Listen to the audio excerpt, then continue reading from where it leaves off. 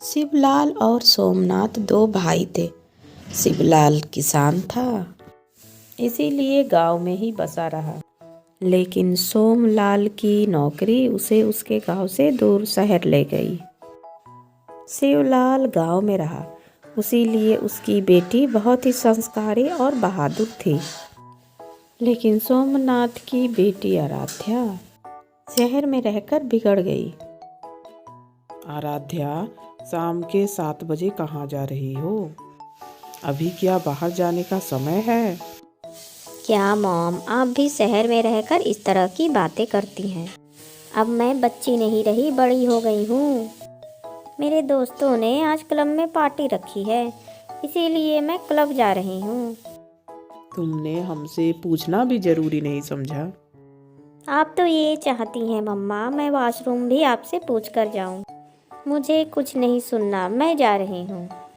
रुक्मणी ने सोमनाथ को आराध्या के पार्टी में जाने की बात बताई। रात के 12 बजे थे।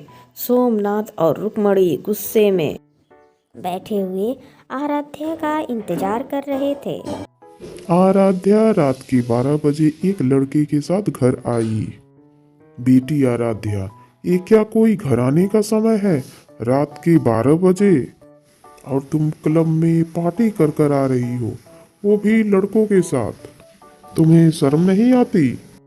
क्या डैडी, आप भी मम्मा की तरह बातें करते हो? आजकल ये सब कॉमन है।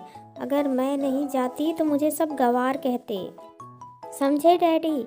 और कोई मेरी इंसल्ट करे, ये मैं जरा भी बर्दाश्त नहीं कर सकती।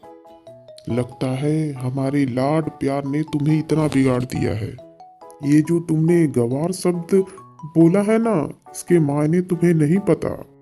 अच्छे संस्कार अब भी गवारों में ही मिलते हैं। अब वो सिखाने के लिए मुझे अब तुम्हें अपने गांव ले जाना पड़ेगा। हो सके मिताली के साथ रहकर ही तुम कुछ संस्कार सीख सको। वो सो कॉल्ड बहन जी से संस्कार? माई फूड, मैं कहीं नहीं जाने वाली। मैंने तुमसे पूछा नहीं है, बता रहा हूँ। कल अपना सारा सामान पैक कर लेना, हम लोग गांव जा रहे हैं। वैसे भी मैं रिटायर हो चुका हूँ, अब बाकी का समय मैं अपने गांव में गुजारना चाहता हूँ। अगले दिन वह गांव के लिए चल पड़े। माँ, सच्ची? चाचा चाची और आराध्या आ रहे हैं? हाँ हाँ, आ रहे हैं। तुम्हारे चाचा का रात में ही फोन आया था। अब वो लोग हमेशा हमारे साथ ही रहेंगे। मिताली यह खबर सुनकर बहुत ही खुश हुई।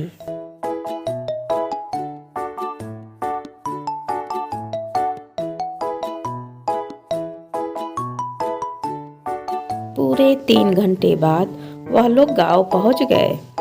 आराध्या ने चिढ़कर कहा, मम्मा, इसीलिए तो मैं यहाँ नहीं आना चाह रही थी।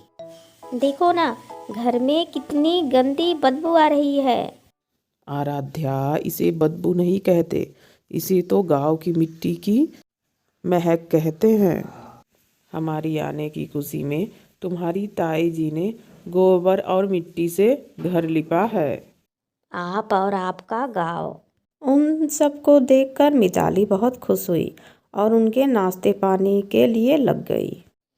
चाची जी, मैं और आराध्या साथ में सोएंगे और रात में खूब सारी बातें करेंगे। आप और माँ एक साथ लेट जाना। मैं तुम्हारे साथ नहीं सो पाऊंगी मिताली, मैं अलग सोती हूँ। मेरा वहाँ शहर में अलग कमरा है। हाँ, यहाँ पे कोई अलग कमरा नहीं मिलेगा तुम्हें। हम सब तो आंगन में एक साथ सोते हैं और देर रात तक बातें करते हैं।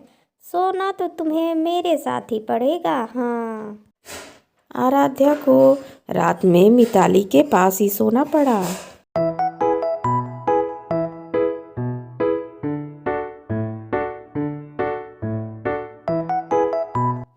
अगले दिन, अरे रे रे, ये क्या कर रही हो?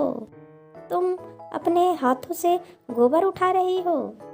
छी, इसीलिए तुम्हारे से गोबर की बदबू आती है। मैं अब तुम्हारे हाथ का बना खाना नहीं खाऊंगी। ये नवाबी ठाट शहर में छोड़ के आने चाहिए थे आराध्या। अब तुम्हें इसी गोबर के उपले से बनाई हुई रोटी खानी पड़ेगी। हाँ, थोड़ा बोड़ा राख बनकर तुम्हारे मुंह में भी आ सकता है। हाँ। आराध्या रोने लगी और बोली, मुझे नहीं रहना है इस गांव में, मुझे नहीं रहना है इस लड़की के साथ, मुझे अपने शहर जाना है, नहीं तो ये मुझे गोबर खिलाएगी। आराध्या बस भी करो, यहाँ पे सब लोग चूल्हे पर ही खाना बनाते हैं। ऐसा लग रहा था आराध्या के साथ बहुत बड़ा अत्याचार हो रहा है। उसने चूल्हे पर बना खाना नहीं खाया। उसके लिए रुक्मणी ने गैस पर रोटी बनाई। यह देखकर सब लोग बहुत हंसे।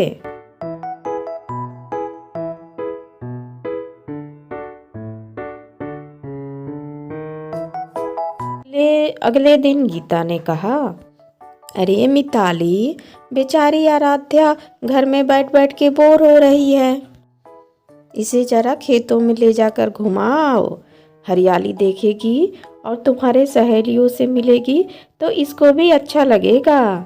चलो आराध्या, सलवार सूट पहन लो, मैं तुम्हें खेतों में घुमा कर लाती हूँ।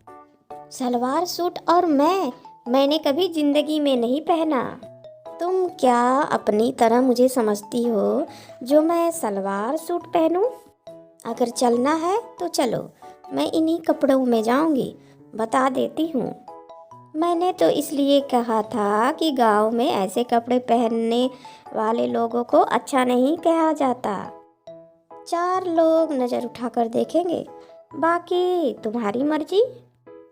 चलो ऐसे ही चलते हैं। मिताली उसे घुमाने ले गई।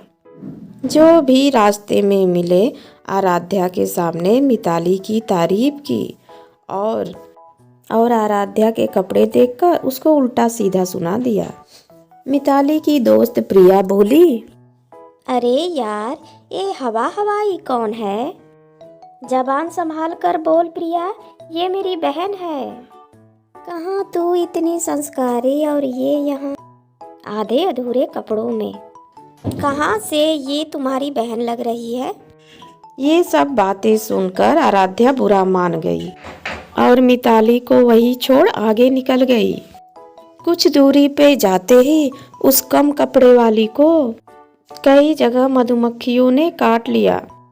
वो चीखी चिल्लाई और मिताली को बुलाई। फिर मिताली भागते भागते आई और देखा।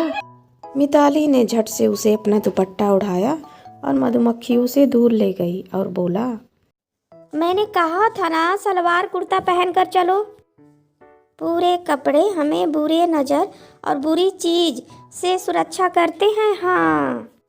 मिताली के इस भाषण पे आराध्या को बहुत गुस्सा आ रहा था, लेकिन वो दर्द के मारे कुछ बोल भी नहीं पा रही थी और उसे ये एहसास हो गया कि गांव में रहना है तो गांव के तौर तरीके से ही रहना चाहिए और पहनना भी चाहिए। उसे अपने गलती का एहसास हो गया और उसे बढ़िया सीख मिल गई और वह सुधर गई और जैसे गांव में रहते हैं एक संस्कारी लड़की बनकर, वैसे ही वो भी रहने लगी।